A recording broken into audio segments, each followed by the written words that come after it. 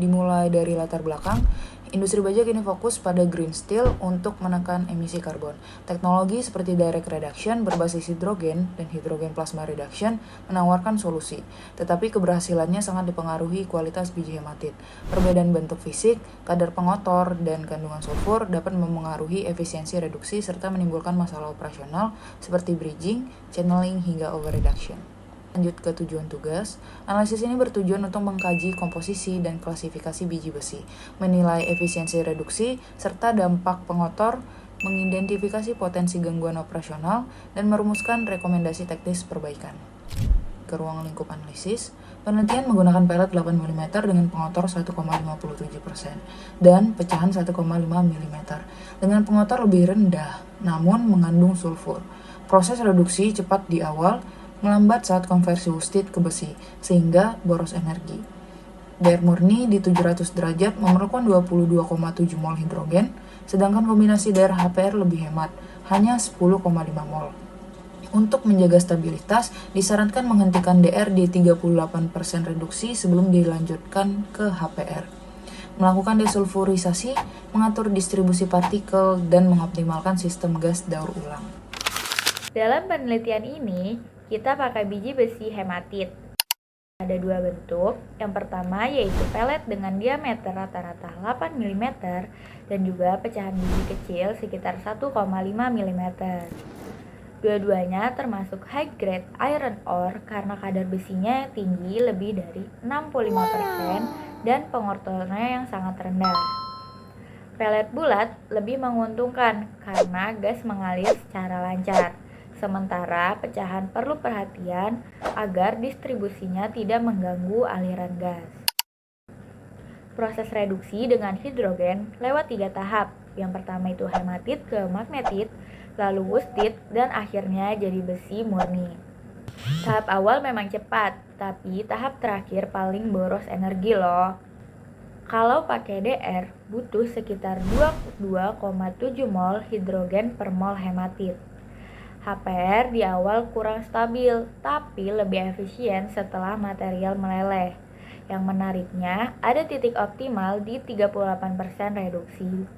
Kalau DR dihentikan di titik itu dan dilanjutkan dengan HPR, konsumsi hidrogen bisa ditekan jadi 10,5 mol. Energinya lebih hemat, waktunya lebih singkat, dan umur elektrodanya juga lebih panjang. Kesimpulannya, kombinasi DR dan HPR dengan biji berkualitas tinggi bisa jadi solusi reduksi besi yang lebih efisien dan juga ekonomis.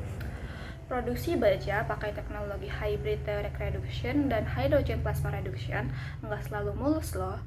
Ada beberapa masalah operasional yang bikin prosesnya tricky banget. Prosesnya itu kan terdiri dari 2 tahap. Pertama, pelet direduksi di direct reduction furnace pada suhu sekitar 700 derajat Celcius sampai derajat reduksinya 38%. Nah, lanjut pelet dipindahkan ke hydrogen plasma reduction furnace buat peleburan dan finishing. Disinilah masalah yang disebabkan oleh perbedaan suhu muncul.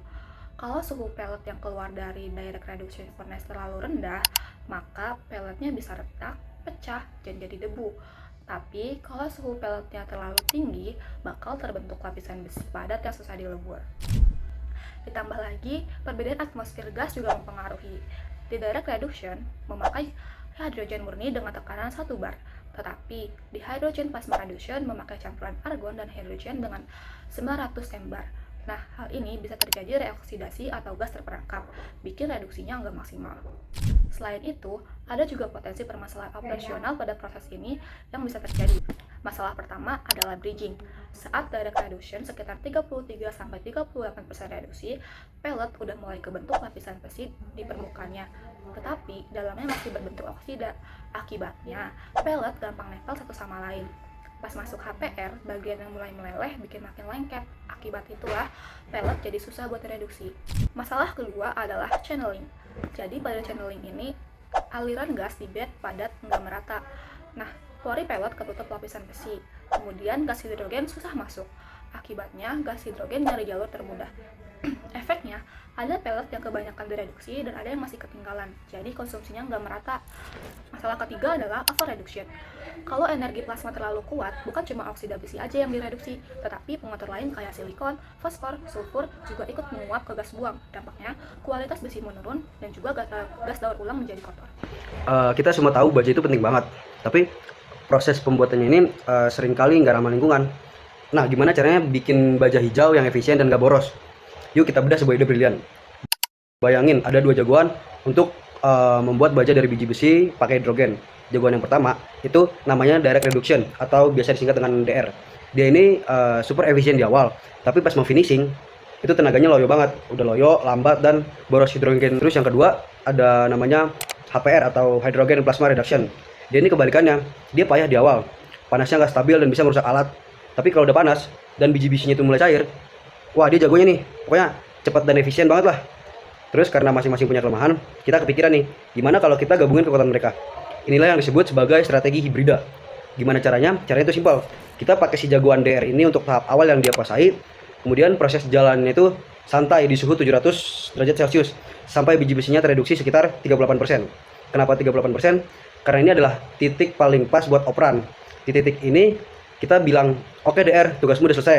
Lalu, kita serahin tuh sisanya ke jagoan HPR untuk nyelesain tugasnya dengan cepat. Hasilnya wah pasti keren banget. Pertama, hemat hidrogen luar biasa. Dengan cara ini kita butuh hidrogen 6 kali lebih sedikit dibandingkan kalau kita maksa pakai cara DR sampai akhir. Artinya biaya produksi itu turun dan bisa lebih hemat energi. Kedua, peralatannya bisa jadi lebih awet karena tahap awal yang kasar sudah diatasi. Tanur plasma bisa bekerja dengan stabil dan aman. Nggak ada lagi drama busur api yang merusak. Dan yang paling penting, ini bukan sekedar mimpi, teknologi ini sangat realistis. Pabrik baja itu nggak perlu bangun semuanya dari nol. Mereka bisa memodifikasi teknologi yang sudah ada. Jadi, dengan menggabungkan dua metode terbaik pada waktu yang tepat, kita bisa membuat proses produksi baja hijau jadi jauh lebih cerdas, hemat, dan efisien. Ini adalah langkah nyata menuju industri baja masa depan yang lebih bersih dan berkelanjutan. Studi ini memperlihatkan bahwa penggunaan metode hybrid direct reduction, hydrogen plasma reduction lebih efisien dan realistis dibandingkan jika keduanya dijalankan secara terpisah. Bahan baku yang digunakan adalah biji hematit dengan kadar besi tinggi 65%, berbentuk pelet dan pecahan. Kandungan pengotornya relatif rendah, di mana sekitar 1,57% pada pelet dan 0,5% pada pecahan. Meskipun perbedaan bentuk fisik dan adanya sulfur pada pecahan tetap berpengaruh terhadap efisiensi proses, kestabilan aliran gas, serta potensi gangguan seperti bridging, channeling, thermal shock, dan over-reduction. Secara teknis, proses DR sangat efektif di tahap awal reduksi, tetapi boros hidrogen saat mendekati tahap akhir. Sebaliknya, HPR kurang stabil pada fase awal, namun menjadi jauh lebih efisien setelah material mencapai 33-38% reduksi. Dari hasil analisis, titik optimal transisi berada pada 38% reduksi jika proses dialihkan dari DR ke HPR pada titik ini. Konsumsi hidrogen bisa ditekan drastis dari 22,7 mol H2 per mol hematit menjadi hanya 10,5 mol H2 per mol hematit. Selain itu, waktu paparan plasma juga lebih singkat dari 15 menit menjadi 10 menit, sehingga menghemat energi sekaligus memperpanjang umur komponen reaktor. Dengan kata lain, strategi hibrida ini tidak hanya membuat proses hemat energi dan hidrogen, tetapi juga mendukung transisi menuju produksi green steel tanpa harus membangun infrastruktur baru sepenuhnya. Karena sebagai besar teknologi yang sudah ada, bisa dimanfaatkan. Oleh sebab itu, pendekatan ini dinilai sebagai jalan transisi yang paling realistis secara teknis dan ekonomis untuk mewujudkan dekarbonisasi industri baja.